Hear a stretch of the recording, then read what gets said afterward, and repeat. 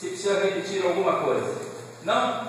Bom, vamos questionar. Como entender a diferença de uma criança que nasce doente e outra tão esperta, inteligente? Deus entra ali? Não. E sim a lei kármica. A doença é herança do pecado, segundo diz Buda. Então, essa diferença é devido a nós mesmos. A diferença entre o zelador de tartaruga e um ônibus em que pega um astronauta.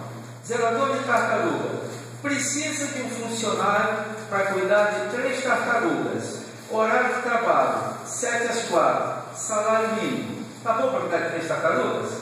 Está mais ou menos, né? Pois as 3 tartarugas, ao final de 3 dias, eram só 2.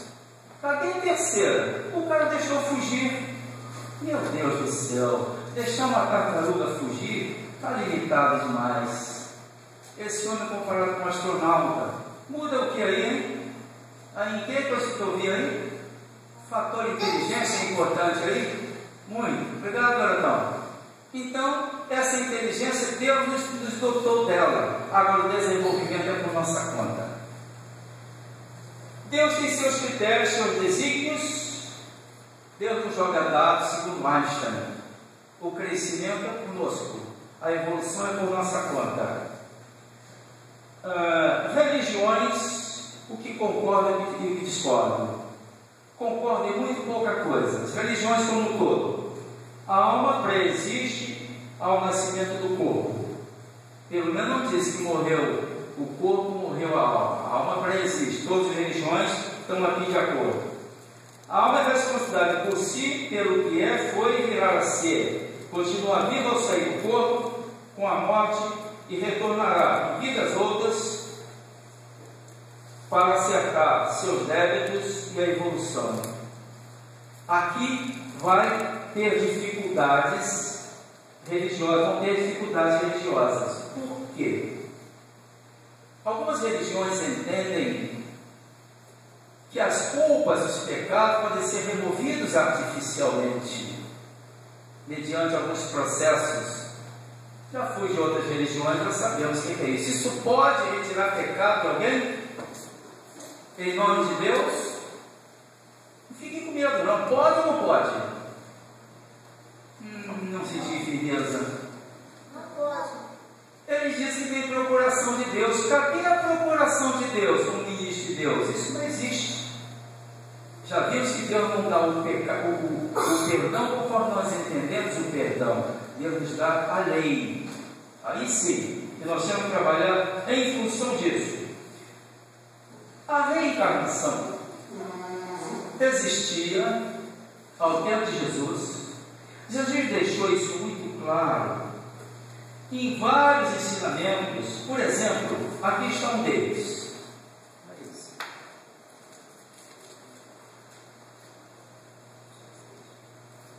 Vamos pela Bíblia. A vinda de Elias, Marcos capítulo 9, versículo de 9 a 13. Mas os discípulos o interrogaram: por que dizem, pois, os escribas, ser necessário que Elias venha primeiro? Então Jesus respondeu: de fato, Elias virá e restaurará todas as coisas. Eu, porém, vos declaro que Elias já veio e não o reconheceram. Antes fizeram com ele tudo quanto quiseram. Assim também o Filho do Homem há de padecer nas mãos deles. Então os discípulos entenderam que eles falaram a respeito de João Batista. Vocês sabem lá do Velho Testamento? O penúltimo profeta do Velho Testamento foi Malaquias. Capítulo 3 está dito lá o seguinte: Elias voltará para dar o testemunho do precursor do Messias. Está escrito ali. Muito bem.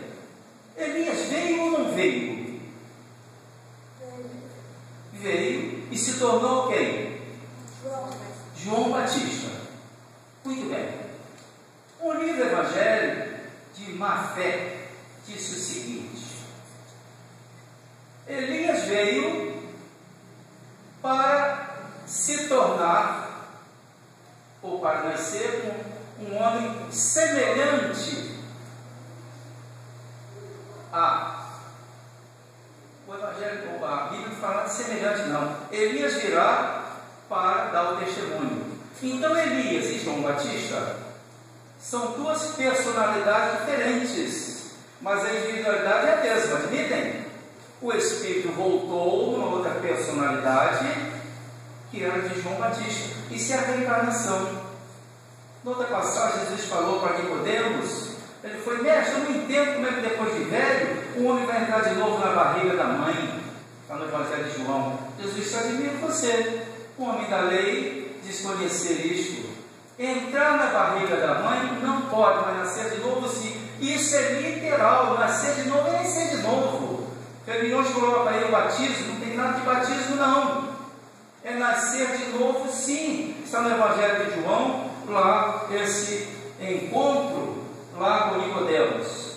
Então Jesus, ao sair de cenário, seus discípulos seguiam a mesma cartilha. Criou-se um movimento chamado Casa do Caminho. Cresceu para a igreja de quê? Do caminho também. E se expandiu, passou os nazarenos. Depois o Lucas propôs cristãos. Isso começou, foi terrível esse período, porque os cristãos eram perseguidos desde o tempo de Jesus, muito assassinato, muita morte, mas eles não se intimidaram.